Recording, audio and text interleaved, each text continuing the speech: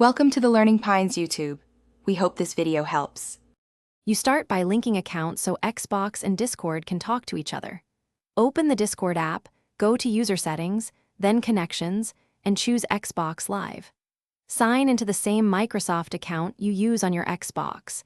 This authorizes Discord to show your Xbox presence and let you join Xbox sessions from Discord.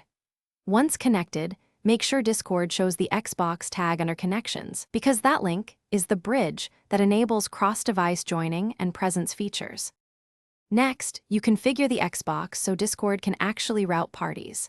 On the console, go to Settings, right arrow Account, right arrow Privacy and Online Safety, and allow communication with everyone or friends, and enable apps to access and communicate.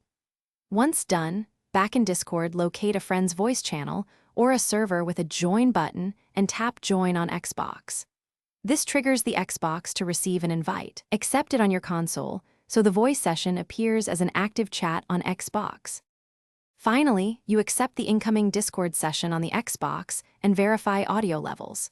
Use the guide to open party and chat and adjust mic and game chat mix so you hear teammates clearly. If you don't get audio, sign out and relink the Xbox connection in Discord, confirm NAT type is open or moderate, and verify privacy settings again. Often a relink or console restart resolves permission or connectivity glitches. That single troubleshooting step fixes most connection problems quickly. Thanks for watching. Consider subscribing if we helped you.